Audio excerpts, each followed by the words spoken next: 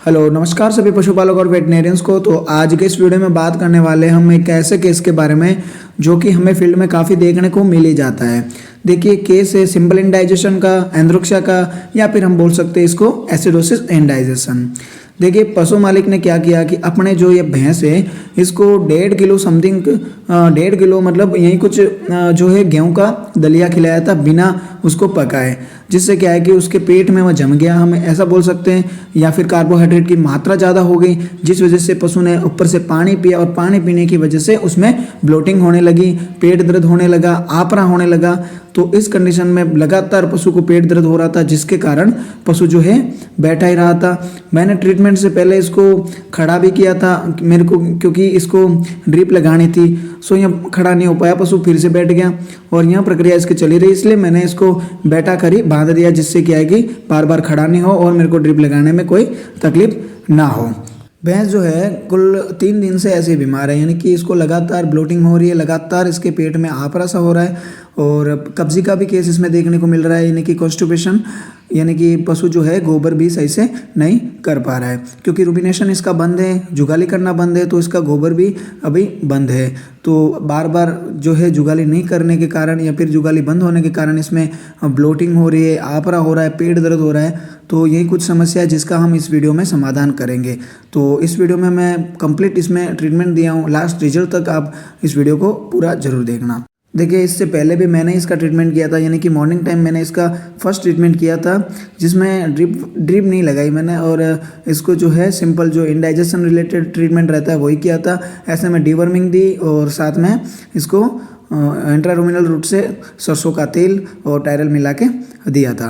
लेकिन कुछ समय तक तो इसको आराम मिला था, उससे पेट दर्द से राहत मिली थी क्योंकि एनाल्जेसिक इंजेक्शन भी सुबह मैंने लगाया था। लेकिन शाम तक इसको फिर से यही जो है दिक्कत होने लगी। सुबह टाइम जब ट्रीटमेंट किया था उस टाइम इसने अच्छे से जुगाली भी की, लेकिन शाम टाइम उसको फिर से पेट दर्द होने लग गया। तो यह इसका सेकंड ट्रीटमेंट है जिसमें मैंने इसको ड्रिप लगाई। ऐसे में RL-NS और जो है अपने DNS का कॉम्बिनेशन करके इसको लगाया था, लगभग 5 से 6 लीटर तक इसको ड्रिप दी थी। ज़्यादा मात्रा में कार्बोहाइड्रेट युक्त भोजन करने के कारण पशु के रूमन में जो है एसिडिक की मात्रा बढ़ गई, यानी कि पशु का जो है रूमन एसिडिक हो गया, इसमें एसिडोसिस हो गया। रूमन की pH जो नॉर्मल रहती है 6.5 टू 6.8 जो घट के 5 से भी कम हो गई है ना, जिस वजह से क्या है कि इसका बिल्कुल खाना पीना बंद हो गया, बार बार ब्लोटिंग होने लगी, बार बार जो है इसको जो है पेट में दर्द होने लगा। तो ऐसे में जो है इसको ड्रिप लगाई। ड्रिप में मैंने इसको इंजेक्शन दिया था, इंजेक्शन सोडियम बाइकार्बोनेट जो एम्प्यूल आते 25 ml के 4 एम्प्यूल मैंने उसको इंट्रावेनस रूट से दिए थे। इसी के साथ इसको इंजेक्शन जो है मैंने ट्रेपिवेट इंजेक्शन दिया था, जिससे क्या है कि इसकी एनर्जी बनी रहे विटामिन B1 B6 B12 के लिए। और इसी के साथ दूसरी ट्रिप में मैंने इंजेक्शन टोनोफॉस्फन भी दिया था। ऐसा केस पहले भी काफ़ी सारे देखे थे जिसमें काफ़ी सारे पशु मालिक ये गलती कर ही लेते हैं कि पशु को जो है बिना जो है इसको पकाए अनाज दे देना, बिना पकाए दलिया ज़्यादा मात्रा में खिला देना। तो यह कुछ समस्या पशु में ज़्यादा ही देखने को मिलती है और पशु मालिक यह गलतियाँ अक्सर कर ही लेते हैं। देखिए दलिया जो है, बाटा जो है, हम जो भी देते हैं बिना अगर उसको पकाए देंगे तो एक गेहूं का दलिया भी एक स्लो पॉइजन का काम करेगा, है ना।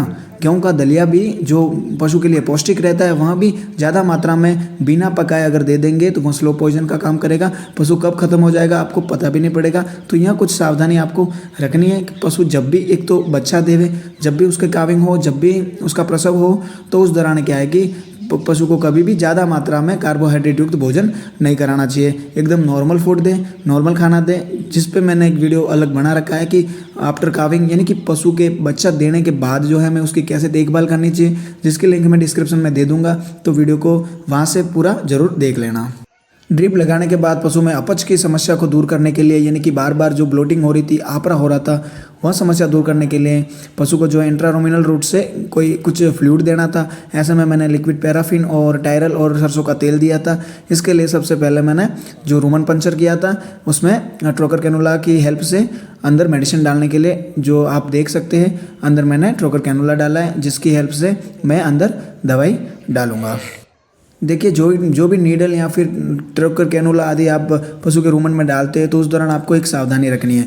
ऐसे में देखिए जब भी आप पशु को इंट्रारूमेनल रूट से कोई भी फ्लूइड देते, इस भैंस का तो जैसे मैं बता सकता हूँ आपको कि रुमन की कोई भी गति नहीं है, रुमन का मूवमेंट कुछ भी नहीं है। जैसे 3 साइकिल इन 2 मिनट्स पशु की यहाँ रुमन की साइकिलिंग रहती है। सो इसमें कुछ भी गतिशीलता नहीं है।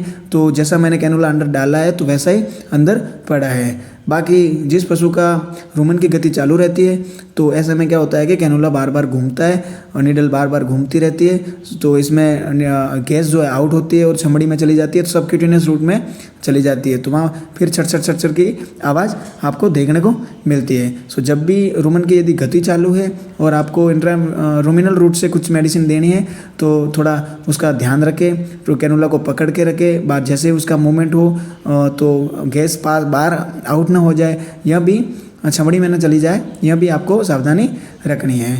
चलिए, तो इस पशु को क्या ट्रीटमेंट दिया था उसके बारे में अगर बताऊं तो मैंने जैसे मैं आगे बताया उसको मैंने फ्लूइड दिया था 5 से 6 लीटर। इसके साथ पशु को जो है मैंने इंजेक्शन ट्रेबिवेट टोनोफॉस्फोन दिया था, एंटीहिस्टामिन के तौर पर इंजेक्शन CPM दिया था। इसी के साथ जो है नॉर्मल इंडाइजेशन संबंधित जो ट्रीटमेंट रूमिनल जो फ्लूइड डाला था मैंने, ऐसे में लिक्विड पैराफिन, टायरल और सरसों का तेल आदि इसको इंट्रारूमेनल रूट से दिया था। उसके बाद ट्रीटमेंट के तुरंत बाद जो है पशु अच्छे से जुगाली करने लगा, जो कि आप इस वीडियो में भी देख सकते हैं कि इसकी रूमिनेशन चालू हुई, जुगाली चालू हुई। यदि इसी प्रकार से यह जुगाली करता रहेगा तो इसका पाचन भी हो जाएगा, अच्छे से जो है यहाँ गोबर भी कर पाएगा और यह दिक्कत इसको फिर से नहीं होगी। इसके साथ मैंने इनको जो है शाम को फिर सुबह देने के लिए, जैसे मैंने यहाँ शाम को ट्रीटमेंट किया तो सुबह के लिए मैंने इनको एनाल्जेसिक जो है बोलस दी थी। ऐसे में स्पास्टिक वेट की जो बोलस आती है पैरोक्सिकम फिटोफेनेक हाइड्रोक्लोराइड करके, वह मैंने दर्द के निवारण के लिए दी थी। यदि पशु को फिर से दर्द हो तो वहाँ टैबलेट यदि उसे दे सकते हैं, और ज़रूरत पड़ी तो इसका फिर ट्रीटमेंट करेंगे। बाकी यहाँ से पशु बच जाएगा। बहुत बहुत धन्यवाद।